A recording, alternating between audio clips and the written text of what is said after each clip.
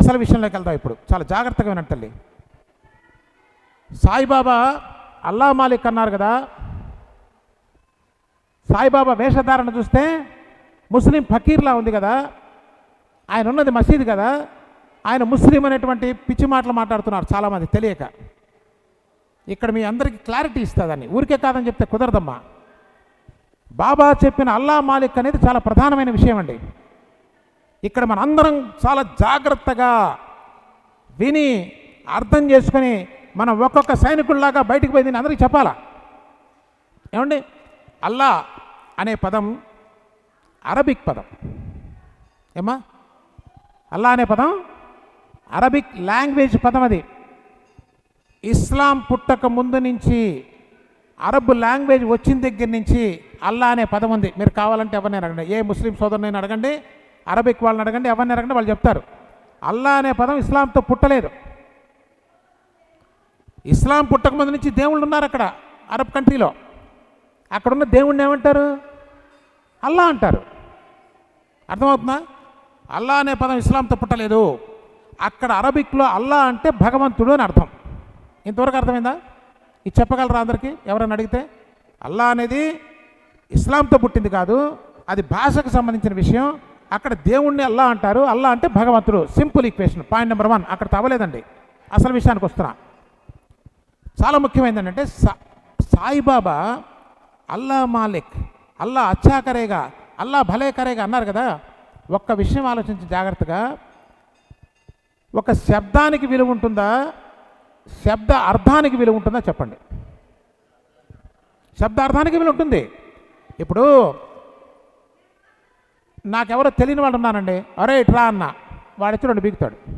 అవునా? మా అబ్బాయి ఉన్నాడు, ఒరే ఇట్రా అన్న, ఏం కావాలి డాడీ అంటాడు. అవునా? శబ్దం ఒకటే కానీ అర్థం ఇంపార్టెంట్. అక్కడ శబ్దం ఇంపార్టెంట్ కాదు.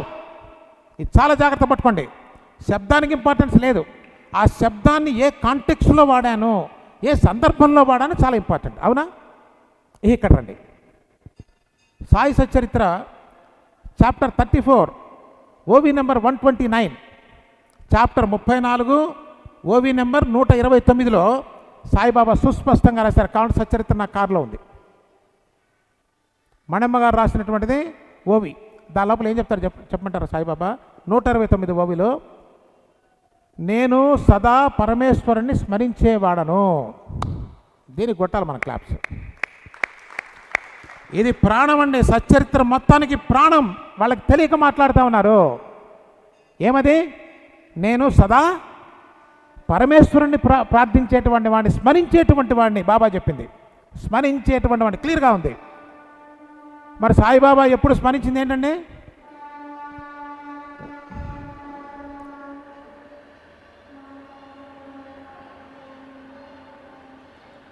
అంటే మనకు అనేక రకాల పరీక్షలు వస్తూ ఉంటాయి. ఒక పక్క నుంచి ట్రైను, ఒక పక్క నుంచి గ్లాసులు, డబ్బాలు అన్నీ నడుస్తూనే ఉండాలి. మధ్యలో మనం సాయిబాబా వారు తెలుసుకోవాలి. వదిలిపెట్టాం, తెలుసుకుంటాం, తెలియజేస్తాం. సాయిబాబా యొక్క వైభవాన్ని, వారి యొక్క గొప్పతనాన్ని ఆకాశాన్ని అంటేలాగా ఎగరేస్తాం మనం. ఏం సందేహం లేదు బిడ్డలారా. ఈ ఉడత ఊపులా కనీస సంస్కారం లేదు, శాస్త్రం తెలియదు. వీళ్ళ మాట్లాడేది సాయిబాబా గురించి. చాలా డిబేట్లు చేసి ఇక్కడ వచ్చి కూర్చున్నానండి. కేవలం మీతో చెప్పట్లా. కావాలంటే యూట్యూబ్లో చాలా వీడియోస్ ఉన్నాయి, చూడండి. ఎవరైతే విమర్శిస్తున్నారో, విమర్శిస్తున్న పితామహులు ఎవరున్నారో వాళ్ళతో డిబేట్ చేసి ఇక్కడ వచ్చి కూర్చున్న డిబేట్ చూడండి. వాళ్ళు మనల్ని ప్రశ్నించడానికి వచ్చి వాళ్ళు డిఫెన్స్లో పడిపోయారు. మీరు ఇన్ని ప్రశ్నలు వేస్తే నేను ఎక్కడ సమాధానం చెప్తానండి అన్నాడు. ఓకే, ఐ డ్రీమ్లో ఉన్నాయి. దేని గురించి మాట్లాడుతున్నాం మనం?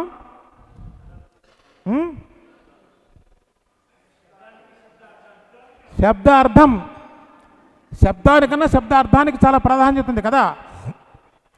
అల్లా అనే శబ్దం కన్నా బాబా వాడిన కంటెక్స్ట్ ఏంటంటే భగవంతుడు సర్వాంతర్యామి అనే కంటెక్స్ట్లో సాయిబాబా వాడారు. అవునా కాదా? సాయిబాబా దృష్టిలో భగవంతుడు సర్వాంతర్యామిని ఎన్ని లీలలు ఉన్నాయండి? కుక్కకి రొట్టె ముక్క పెడితే నాకు ఆకలి తీర్చావు తల్లి అన్నారు. ఎక్కడో ఏదో చేస్తే అది నాకు జరిగిందని చెప్పారు. గుర్రాన్ని కొడితే నన్ను కొట్టామన్నారు. అంటే సర్వాంతర్యామిత్వాన్ని ప్రతిపాదిస్తున్నారు. Point number 2. మొట్టమొదటిది అరబిక్ పదం, అది ఒక మతానికి సంబంధించింది కాదు. 2 శబ్దం కన్నా శబ్ద అర్థానికి ప్రాధాన్యత ఉన్నది. 3 బాబా వాడినటువంటి ఆ శబ్దం ఉపనిషత్తుల్లో చెప్పబడినటువంటి సర్వాంతర్యామిత్వానికి సంబంధించింది తప్ప మరొకటి కాదు.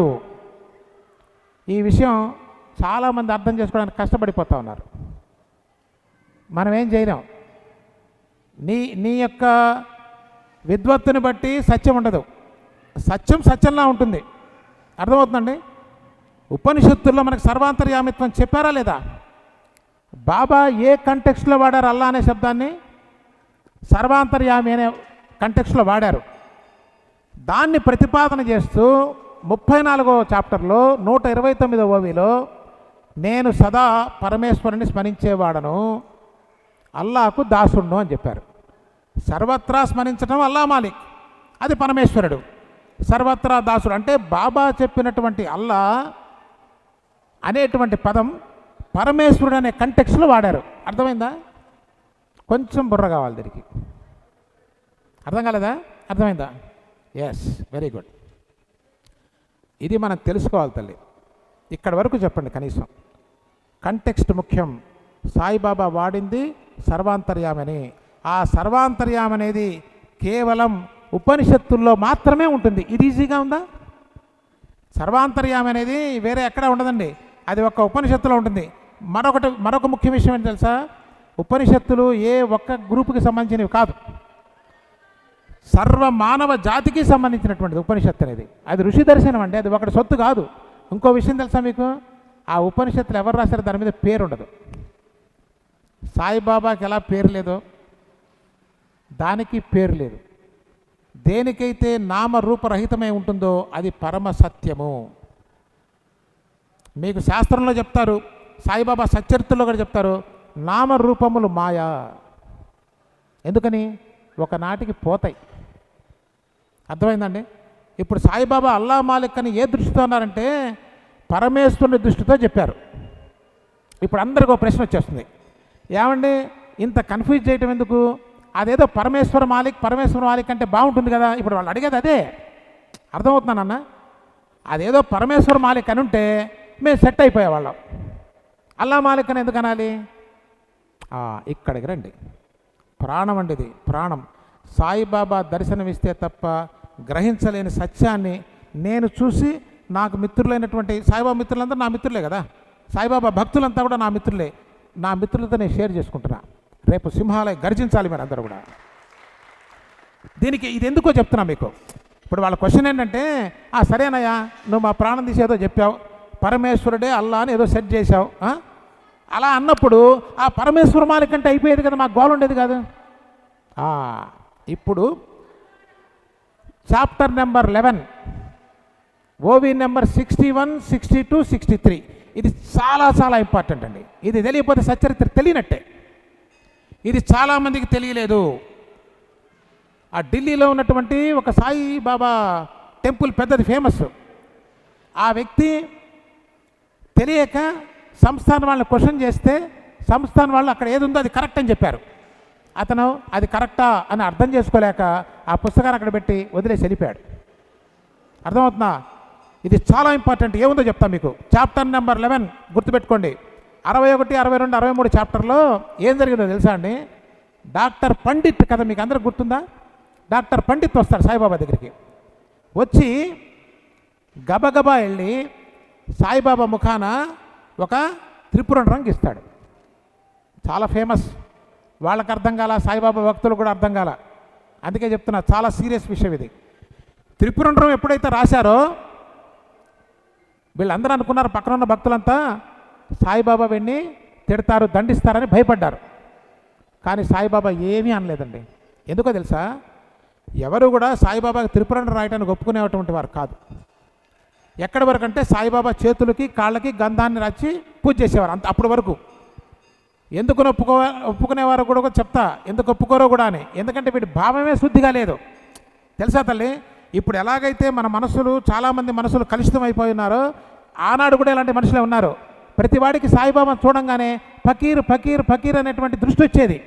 వాడి దృష్టే చెడిపోయింది. వాడి చేత నేను ఎందుకు పెట్టించుకుంటాను బొట్టు? వాడు అపవిత్రుడు. డాక్టర్ పండిత్ పవిత్రుడు. ఎందుకని? నన్ను ఆ కోణంలో చూడలా, నాలో పరమాత్మని పరబ్రహ్మని తన గురువుని చూసుకొని వచ్చి పరమ ప్రేమగా పెట్టాడు. అలాంటి సందర్భంలో నేను ఎలా కాదనగలను? ఇది సాయిబాబా చెప్పిందండి. అక్కడ సాయిబాబా చెప్పిన యథాతథంగా చెప్పిన మాటలు మీకు చెప్తా. పక్కనున్న వాళ్ళు అడిగారు, బాబా మేం పెడితేనే ఒప్పుకోవు, డాక్టర్ పెడితేనే ఒప్పుకున్నావు, నీకేంది ఆయన పెడితే నచ్చింది మేము పెడితే నచ్చదా? ఎందుకు? మాకు ఇది అర్థం కాలేదు, మేము బాధపడుతూ ఉన్నాం, ఎందుకు ఈ వివక్షత చూపిస్తున్నారు సాయిబాబా అంటే, అప్పుడు దాదా నేను ఒక ముసల్మాన్ ఫకీర్ని. దాని అర్థం ఏంటి తెలుసండి? మీరు అలా అనుకుంటున్నారు. నేను ఒక ముసల్మాన్ ఫకీర్ అనే భావం మీలో ఏడ్చింది. మీ మనసులు కుళ్ళిపోయినాయి, దరిద్రంగా ఉన్నాయి, కులమతాలతో దగ్ధమైపోతూ ఉన్నాయి. నేను ఒక ముసల్మాన్ ఫకీర్ని.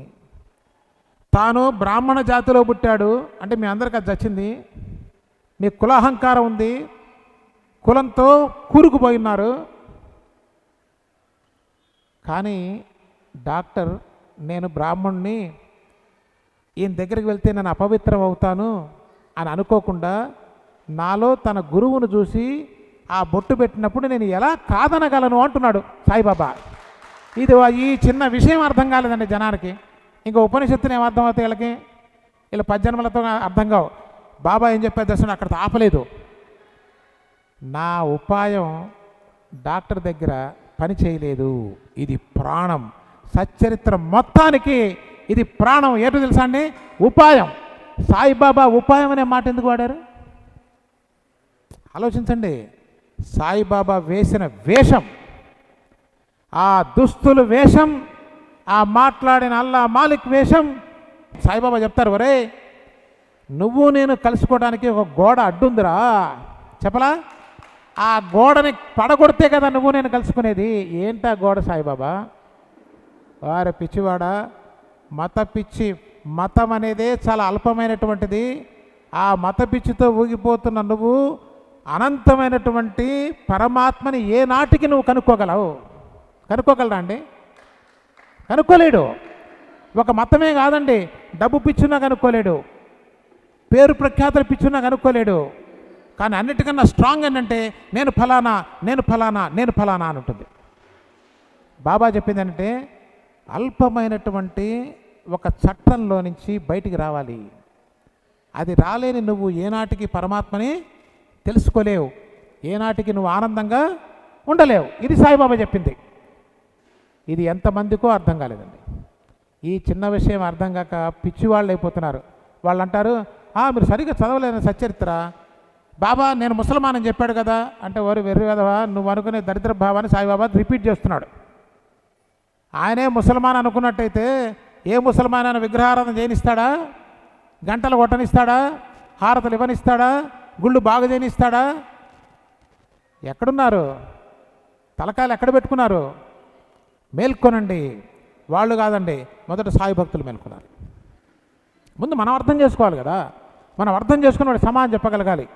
సాయిబాబా నేను ముసల్మాన్ కదా అంటే సాయిబాబా డిక్లేర్ చేయటల్లా, తల్లిదండ్రులనే చెప్పని సాయిబాబా తన మతాన్ని డిక్లేర్ చేస్తానంటే ఎంత వెర్రి వెధవలు వీళ్ళు. అసలు ఏమన్నా ఆలోచన ఉందా? సాయిబాబా తన తల్లిదండ్రులనే చెప్పలా, ఇన్నాళ్ళ నుంచి చెప్పలా, తను ఎవరో మతం ఏ కులం చెప్పలా. అలాంటిది ఆ రోజు పండితు రాగానే నేను ముసల్మాన్ సాయిబాబా చెప్తాడా? ఎంత వెర్రి వెంగళప్పల్లాగా ఉన్నారు వీళ్ళు. కనీస జ్ఞానం కూడా లేదండి వీళ్ళకి. వీళ్ళు 10 జన్మలు ఎత్తిన కూడా ఉపనిషత్తు ఒక్క అడుగు కూడా వేలేరు. జ్ఞాన సంబంధమైనటువంటి ఆలోచనే లేదు వీళ్ళకి. కాబట్టి సాయి సచ్చరిత్ర అనేది మనకు కేవలం చదివితే తెలిసేటువంటిది కాదు. రెండవ తప్పు మనం ఏం చేస్తున్నామంటే అనంతమైనటువంటి సాయిబాబాని ఒక పరిమితమైనటువంటి చట్టంలో పెట్టాలని చూస్తున్నాం. అది అసంభవం. అర్థమవుతుందమ్మా? సాయిబాబానేమో అనంతంగా ఉన్నారు, ఈ మతాలు ఇవన్నీ కూడా పరిమితం. వాటిల్లో సాయిబాబాని పెట్టడం కుదురుతుందా చెప్పండి? ఒక ఏనుగుని తీసుకొచ్చి కుండలో పెట్టగలమా? పెట్టలేం తల్లి. అమ్మా మన జీవితానికి బాగుపరిచేది ఇవి. ఇవి తెలుసుకుంటేనే మన జీవితంలో ముందుకు వెళ్ళగలం, అవునా కదా? కేవలం సచ్చరిత్ర చదివితే ఇవన్నీ అర్థమవుతాయా? సాయిబాబా సచ్చరిత్ర ఉపనిషత్ సమానం. దర్శనం చేసిన వ్యక్తి తాను దర్శనం చేసింది చెప్తే తప్ప అర్థం కాదు ఇవేమి. కాబట్టి మిత్రులారా, ఇట్లా అనేక విషయాలని, తర్వాత ఇంకో విషయం కూడా ఉంది, తొందరగా చెప్తాను. ఇది బాబా మందిరం వాళ్ళు, సంస్థాన్ వాళ్ళు రామాలయానికి డబ్బులు ఇవ్వలేదని ఒక పిచ్చి పుకారు పుట్టించారు. మొన్ననే షిరిడి నుంచి సీఈఓ వచ్చారు. వారందరితో కలిసి మేము కూర్చొని ఆ సభలో మేమందరం పంచుకున్నాం. సీఈఓ గారితో నేను స్వయంగా మాట్లాడినాం. కొన్ని పత్తినారాయణరావు గారు రాసిన పుస్తకంలో కొన్ని పొరపాట్లు ఉన్నాయమ్మా, అవి కూడా సవరణ చేయబోతున్నాం తొందరలోనే, కొద్దిగా 2-3 ఉన్నాయి అంతే. ఆ సీఈఓ గారు మాట్లాడుతూ చెప్పారు, రామాలయం ట్రస్ట్ ఫస్ట్ ఆఫ్ ఆల్ ఏ సంస్థల నుంచి డబ్బు తీసుకోవాలని వాళ్ళు ఇష్టం లేదండి. ఇండివిజువల్ పర్సన్స్ దాంట్లో పార్ట్నర్షిప్ చేయాలనుకున్నారు. ఏ ఒక్కళ్ళు ఇవ్వాలనుకుంటే ఒక అంబానీ ఇచ్చేస్తాడు, ఒక టాటా ఇచ్చేస్తాడు, ఇంతమంది అక్కర్లా. కాబట్టి మొట్టమొదటి పాయింట్ ఏంటంటే రామాలయానికి అందరినీ భాగస్వాములు చేయాలని అందరి దగ్గర నుంచి డబ్బులు తీసుకోవడం మొదలుపెట్టారు. రెండో పాయింట్ ఏంటి తెలుసమ్మా, వాళ్ళు డొనేషన్స్ తీసుకోవడం ఓపెన్ చేయగానే 1 మంత్లో కావలసిన దానికన్నా డబుల్ అమౌంట్ వచ్చింది. కాబట్టి వాళ్ళు ఏం చెప్పారంటే, అయ్యా మీరు డబ్బు పంపించొద్దు, నా దగ్గర రికార్డ్స్ ఉన్నాయి, మాకు డబ్బులు అక్కర్లేదు అని చెప్పారు. డబ్బులు అక్కర్లేదు అంటే అక్కడ తీసుకెళ్ళి ఫోర్స్ఫుల్గా ఇస్తారండి ఎవరన్నా? అంటే భక్తి డబ్బుతో ముడిపడిందా? షిరిడి వాళ్ళు డబ్బులు ఇస్తే భక్తి ఉన్నట్ట? ఎక్కడికి పోతా ఉన్నారండి అసలు వీళ్ళు? ఏం అర్థం పర్థం లేని లాజిక్లు వాడుతున్నారు. అంటే ఏంటి, నువ్వు నేను స్నేహితులం, నేను నీకు డబ్బులు ఇస్తేనే, రోజు నీకు తినబెడితేనే స్నేహితుడా? అదేం స్నేహం అండి? స్నేహమే అట్లా ఉంటే అది భక్తి అండి. భక్తిని డబ్బుతో మొదలు పెడతారా? పైగా సంస్థానానికి రామచంద్ర ట్రస్ట్ నుంచి ఆహ్వానం వచ్చింది. అర్థమవుతుందండి? కాబట్టి వాళ్ళు చేసేటువంటి ఆరోపణల్లో ఒక్కటి కూడా పనికొచ్చేది లేదు. సాయిబాబా పరమాత్మని తెలుస్తూ ఉంది. సాయిబాబా ఫకీర్ నహీ హై, ఓ రియల్ అమీర్ హై. సాయిబాబా ఫకీర్ కాదు. సాయిబాబా అసలు ఏమన్నా జ్ఞానం ఉందండి? సాయిబాబానే ఫకీర్ అయితే ఈ వెళ్ళి అడుక్కునే వాళ్ళందరూ ఏమనాలి? నేను రఫ్గా చెప్తున్నా, మనందరం బాబాని అడుగుతున్నాం కదా. ఆయన నిజంగా ఫకీర్ అయితే వీళ్ళందరికీ ఇచ్చేవాడు ఎవడు రా అని అడుగుతున్నా నేను. Is the Ishwara Parameshwara, is the Amir. ఈ అమీర్లకి మీర్లు 2 నిమిషాలు పోయేవాళ్ళండి, అది శాశ్వత అమీర్. బాబా చెప్పలా? అరే బాబా ఎంత వెటకారం చేశారో మనకు అర్థం కాలేదండి. మాటకి ఈ ఫకీర్ అంటే మనల్ని మొహాన అర్థం చేసుకోలేకపోతున్నారు మీరు. ఎందుకని? 100% మంది సాయిబాబాను చూడంగానే ఫకీర్ అనే భావంతోనే వచ్చారమ్మా. అందుకే బాబా వెటకారం చేసేవారు. ఈ ఫకీర్ ఏం చేస్తాడు, ఈ ఫకీర్ ఇది చేస్తారు, ఈ ఫకీర్ అని వాడిని ఎంత ఎద్దేవి చేసినా ఈ మొద్దు పేద వాళ్ళకి అర్థం కాలే. అప్పుడు ఎలా అర్థం కాలేదు, ఇప్పుడు అర్థమై చావాలా. అర్థం చేసుకునే వాళ్ళు కొద్దిమంది ఉన్నారు. నానా సాహెబ్ చందోర్కర్, కాకా సాహెబ్ దీక్షిత్, మేఘశ్యాముడు కూడా మొదట తెలుసుకోవాలా. అలా కొద్దిమంది ఉన్నారు. అది ఒక అమృత భాండాగారం సాయి సచ్చరిత్ర అనేది. అయితే సాయిబాబా భక్తుల తరఫు నుంచి కూడా నాకు చిన్న వినపం ఉందండి. వాళ్ళు ఏదో అంటున్నారని కాదు, వాళ్ళు ఏదో చేస్తున్నారని కాదు, మనం చేసే వాటిల్లో కూడా కొన్ని దోషాలు లేకపోలేదు. ఏదో చెప్పమంటారా? అది భక్తి వల్లనండి, అజ్ఞానం వల్లనండి, ఏదన్నా అనండి, కొన్ని విషయాలు నేను తప్పక ప్రస్తావించాలి. సాయిబాబా చేసే భక్తుల్లో చాలా తెలియక చేసేటువంటి పని ఏంటంటే, సాయిబాబాకి ఏం అక్కర్లేదండి, ఈ పిచ్చి మాట మానుకోండి. ఏమిటి మీ ఉద్దేశం? సాయిబాబాకి ఏం అక్కర్లేదంటే ఎవరైతే అంటున్నారు వాళ్ళని, మిమ్మల్ని అంటలా నేను. ఎవరైతే సాయిబాబాకి ఏం అక్కర్లేదని పోతున్నారు, వాళ్ళు ఏం చేస్తున్నారో తెలుసండి? నాకు ఎంతమంది చెప్పారో, స్త్రీలు ముఖ్యంగా ఆ దూరంగా ఉన్నటువంటి 3 రోజులు ఏం పర్వాలేదని చెప్పి మందిరాలకు వస్తున్నారు. మహాఘోర పాపం.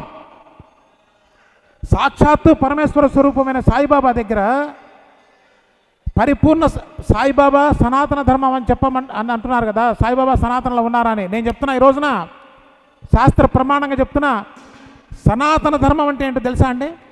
సనాతన ధర్మం దేని మీద నిలబడిందో తెలుసా అండి? ఏంటేంటో మాట్లాడుతున్నారు. ఒకటి పునర్జన్మ,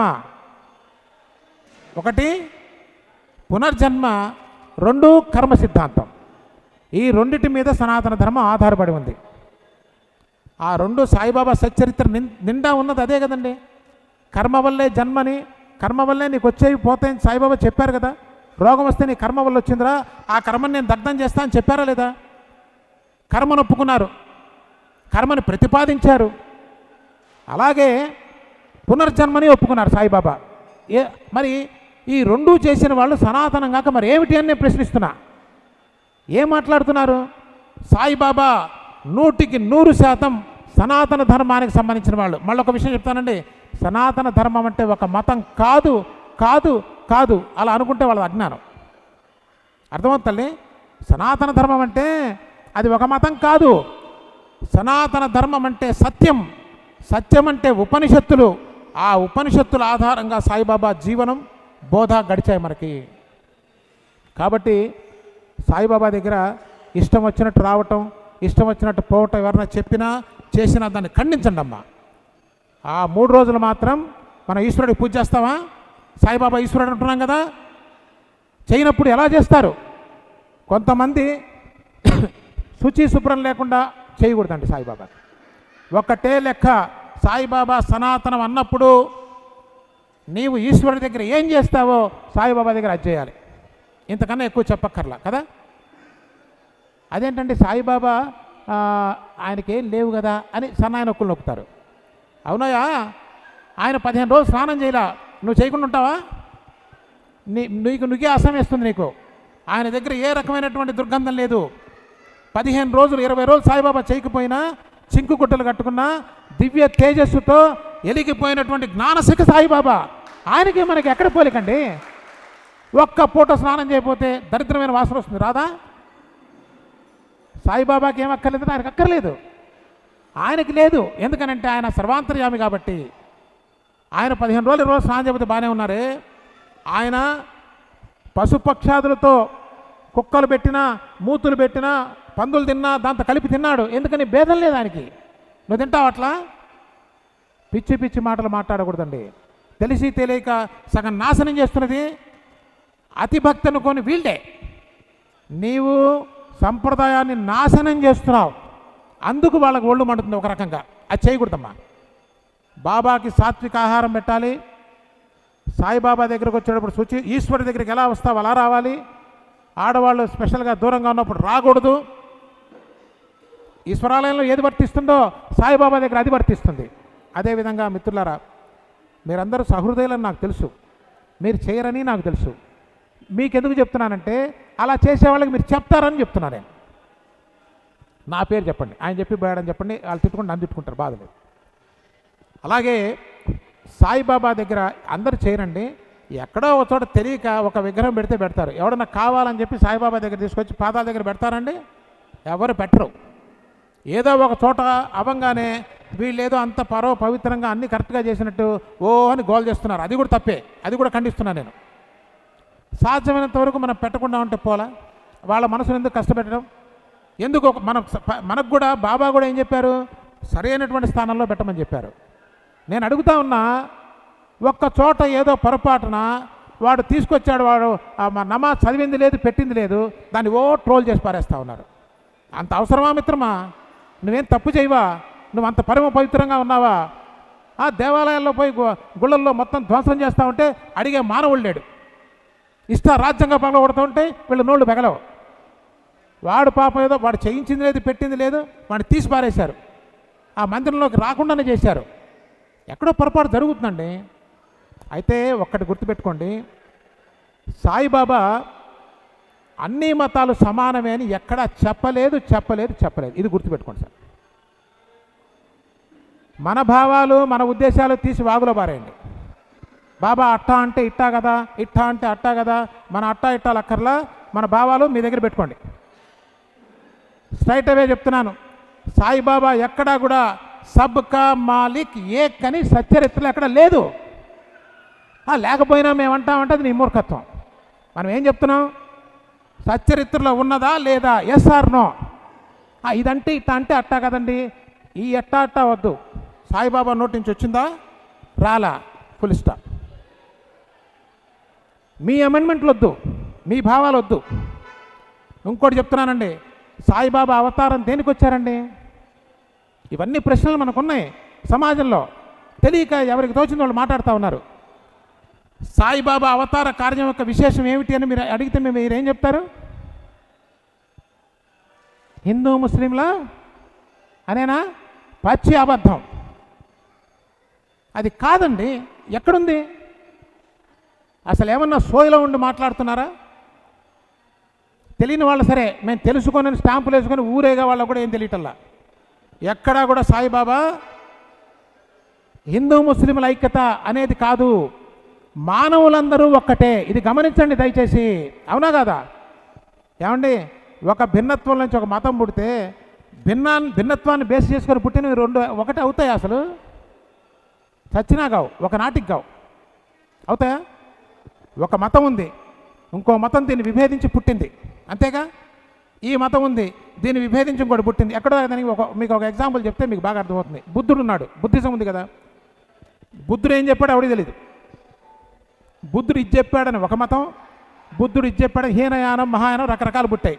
ఈ మూడు ఒకటైతే మూడు ఎందుకు పుడతాయి? భేదంలో నుంచి పుట్టింది ఒకటి అవుతుందా? అసలు విభేదించి కదా పుట్టింది. కాబట్టి విభిన్నంగా ఉన్న మతాల్ని సాయిబాబా ఒకటి చేస్తారా అంటే కనీసం వీళ్ళకి ఆలోచన పరిజ్ఞానం కూడా లేదని తెలుస్తూ ఉంది. సాయిబాబా మాట ఎక్కడ చెప్పలా. సాయిబాబా చెప్పలేదంటే సాయిబాబా నోటి నుంచి రాలేదనే. నీ సొంత ఇంటర్ప్రిటేషన్స్ మాకు వద్దు. మన పిచ్చి పిచ్చి ఇంటర్ప్రిటేషన్స్ వల్లే సర్వం నాశనం అవుతూ ఉంది. ఇప్పుడు శాస్త్రంలో సర్వం కల్విదం బ్రహ్మ అని చెప్పారనుకోండి, దానికి నేనేది ఇట్టా అనుకుంటున్నాను అట్టా అనుకుంటున్నాను, నువ్వు అనుకో, నీ దగ్గర పెట్టుకో. అట్టా ఇట్టా అనుకొని మొత్తం సర్వనాశనం చేస్తూ ఉన్నారు వీళ్ళు. సగం వీళ్ళొకళ్ళు తయారారు మనకి న్యూసెన్స్. సాయిబాబా వచ్చింది దేనికో తెలుసా అండి? మానవులందరూ ఒకటే. అర్థమవుతుందా తల్లి? అమృతం తల్లిది. సాయిబాబా హృదయం మనం చూస్తూ ఉన్నాం. ఇప్పుడు సాయిబాబా హృదయాన్ని చూస్తూ ఉన్నాం. సాయిబాబా పరమ ప్రేమ స్వరూపుడు. సాయిబాబా అవతారం ఏంటి తెలుసా అండి? చెప్పండి. ప్రేమావతారం అని చెప్పి వెంటనే చెప్పండి. అదేందో నీకు తెలియదు లేరా అని చెప్పండి. ఎందుకంటే వాడికి ఆ ప్రేమ గురించి తెలిస్తే వాడి పిచ్చి పిచ్చి ప్రశ్నలు వేయడు. నిజంగా కూడా చెప్తున్నానండి, సందర్భం వచ్చింది కాబట్టి మేము ఒక అద్భుతమైనటువంటి ప్రోగ్రాం నడుపుతాం, హ్యాపీ లివింగ్ అని.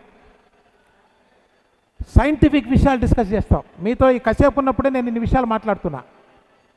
దానిలో అందరినీ రానివ్వం. నేను చెప్పేది అర్థం చేసుకోగలిగిన వాళ్ళు, సమానమైనటువంటి బ్రెయిన్ ఒక స్థాయి ఉన్నవాళ్ళు, కొంతకాలంగా వస్తున్న వాళ్ళు, నిజమైన ఆనందం ఎక్కడ ఉన్నది అని వెతికి పట్టుకొని ఎలా ఆనందంగా జీవించగలవో, మనసును ఎలా దాన్ని సరిచేయగలవో, మనసు అంటే ఏంటో ఈ విషయాలన్నీ సైంటిఫిక్గా చెప్పేటువంటిది హ్యాపీ లివింగ్ అనే ప్రోగ్రాం. అది రన్ చేస్తాం. సాయిబాబా యొక్క కృపానుగ్రహంతో నాకు ఇచ్చినటువంటి భాగ్యాన్ని 10 మందికి, నా తోటి మిత్రులకి గుడ్డిగా కాదండి, సైంటిఫిక్గా, నాకు సత్యమైతే నీకు సత్యం కావాలి కదా. చాలామంది ఈ మధ్య వాళ్ళు బయలుదేరారు, నాకు ఇట్లా అనిపించిందండి, నా భావాలండి, నీ ఒరే నాయన, ఈ దిక్కుమాల భావాల వల్ల ఇంతవరకు నాశనమైంది. నీ భావం మడిచి నీ దగ్గర పెట్టుకో. భావాలు మాట్లాడబాకు, శాస్త్రం దగ్గర భావం పనికిరాదు. నాకేమీ తెలియదు, దాని గురించి మాట్లాడటం ఎందుకు అవసరమా? నేను మాట్లాడేటప్పుడు దాని మీద కమాండ్ ఉండి మాట్లాడాలి. కమాండ్ లేనప్పుడు నాకు తెలియదని చెప్పాలి. కాబట్టి మిత్రులారా, సాయిబాబా అనేటువంటి స్వరూపం, వారి తత్వం మానవత్వం అండి. సాయిబాబా యొక్క స్వరూపం, వారి అవతారం అంటున్నారు కదా, ప్రేమావతారం సాయిబాబా. ప్రేమకి పరాకాష్ట. బహుశా నేను ఏ విషయాలు ప్రస్తుతం సమాజంలో మనం వింటూ ఉన్నామో అవన్నీ కవర్ చేశానని నేను అనుకుంటున్నా. ఏదైనా విషయాలు కవర్ చేయకుండా ఉంటే మీరు దాన్ని అడగవచ్చు. ఎందుకంటే ఇంత దూరం నిజంగా ప్రేమతో తెల్లవారుజామున 3ంటికి లేచి హైదరాబాద్లో ఈ సిస్టమ్స్ అన్నీ కూడా మా మిత్రులండి. వాళ్ళకి సాయిబాబా అంటే ఎంత ప్రేమ అనేది వాళ్ళ యొక్క ప్రవర్తనలో తెలుస్తుంది, మాటల్లో కాదండి. మాట మాట్లాడకుండా నీ జీవన విధానం అలా ఉండాలి. అవునా కాదా? నువ్వు 100 మాటలు మాట్లాడితే ఏంటి ప్రయోజనం? నీ జీవన విధానంలో ఒక ప్రేమతత్వం, ఒక శాంతిమత్వం మీకు కనిపిస్తూ ఉంటే అదే దైవత్వం. అంతకన్నా ఏమని చెప్పండి? వాళ్ళ ఇన్వాల్వ్మెంట్, వాళ్ళ టైం ఇవ్వటం, ఆ ప్రేమను చూపించడం తెలీదా మనకి? ఆ విధంగా మనం ఆ ప్రేమతత్వాన్ని కలుపుకుంటూ ముందుకు పోతున్నాం. దీని పేరు కూడా మనం విశ్వ సమాజ్ అని పేరు పెట్టాం. మీరు రాబోయే కాలంలో కూడా విశ్వ సమాజ్తో కనెక్టివిటీ కావాలనుకుంటే మన దగ్గర స్కానర్స్ 2 తెచ్చాం. మీరు సెల్ ఫోన్లో స్కాన్ చేసి మా గ్రూప్లో యాడ్ అవ్వచ్చు. యూట్యూబ్ ఛానల్కి సబ్స్క్రైబ్ చేయొచ్చు మీకు కావాలంటే. ఓకే, అంటే ఇప్పుడు ఈ ప్రోగ్రామ్ అయిపోతుంది, వెళ్ళిపోతా, మనకి లేవగానే మళ్ళీ మామూలు అయిపోతుంది. అలా కాకుండా కంటిన్యూగా ఉండాలంటే మీరు ఆ స్కాన్ చేసి మీరు యూట్యూబ్లో తీసుకోవచ్చు, తర్వాత వాట్సాప్లో తీసుకున్నట్టయితే మేము పంపించే వీడియోస్ కానీ మా మెసేజెస్ కానీ మీకు వస్తూ ఉంటాయి. మీరు ఇక్కడ ఉన్నారు కాబట్టి హ్యాపీ లివింగ్ అనే ప్రోగ్రాం వల్ల హైదరాబాద్లో జరుగుతుంది. అయితే ఇంకొక ఫెసిలిటీ ఏంటంటే నిజామాబాద్లో నిజమైనటువంటి భక్తులు సీరియస్గా నేను ప్రశాంతంగా ఎందుకు బతకలేకపోతున్నాననే ప్రశ్న వేయగలగాలండి. సాధకుడికి ఉండాల్సిన అభిప్రాయాలు కాదండి, ప్రశ్న వేసి సమాధానం తీసుకోగలిగిన శక్తి ఉండాలి. అవునా? ఇది నేను అనుకుంటున్నానండి, నేను అభిప్రాయం అంటే ఇట్ హ్యాస్ నో వాల్యూ. ఇది ఇలా ఎందుకు ఉన్నదని ప్రశ్నించి దాని సమాధానం పొందాలనుకునేటువంటి వాళ్ళు కనీసం మనకి 15 నుంచి 20 మంది అండి. ఎంతమంది? ఒక 15 నుంచి 20 మంది సాధకులు కనుక ఉన్నట్లయితే మీకోసం నేను శ్రమ అనుకోను, ఆనందంగానే వస్తాను. ఇక్కడ మనం మంత్లీ 1 క్లాస్ అనేది స్టార్ట్ చేసుకునేడానికి అవకాశం ఉంది. దాని కారణంగానే మనం ఇక్కడ హ్యాపీ లివింగ్ అని పెట్టాం. ఎందుకంటే it's a very very scientific programme. ఇప్పుడు దాకా నేను విన్న భాషణం విన్నారు కదా, వీటిల్లో ఎక్కడా కూడా నా అభిప్రాయం ఉందా? సైన్స్ అండి, సైన్స్, శాస్త్రం, వాస్తవం కావాలి, మనకు ట్రూత్ కావాలి. దాని ప్రకారం వెళ్తేనే మనం గమ్యం చేరగలం. కాబట్టి నేను ఏదైనా విషయాలను కనుక వదిలేస్తున్నట్లయితే మీరు ఎవరైనా సరే దాన్ని ప్రశ్నించవచ్చు. నాకు తెలిస్తే చెప్తా, నాకంతా తెలియదు. సాయిబాబా ఏది నా బుద్ధికి ప్రచోదనం చేస్తే అది నేను చెప్తా. నాకు తెలియదు అనుకోండి, నా ఉద్దేశాలు మీ మీద రుద్దను, నా భావాలు రుద్దను. నేను చెప్పేదంతా పక్కా సైన్స్. కాబట్టి ఇది శాస్త్రీయతకి నిలబడుతుంది. శాస్త్రీయతకి నిలబడదనుకోండి అది పనికిరాదు. అర్థమవుతుందా? ఏది మాట్లాడినా శాస్త్ర ప్రమాణంగా నిలబడగలిగినప్పుడే నిలబడుతుంది. నేనేదో నా ఉద్దేశం చెప్తే నిలబడదు. ఒకవేళ సాయిబాబా ఉన్నారు కదా, సాయిబాబా 100కి 1000% శాస్త్రీయతగా శాస్త్రం కాదు, సాయిబాబాలో శాస్త్రం ఉంది. Is more powerful.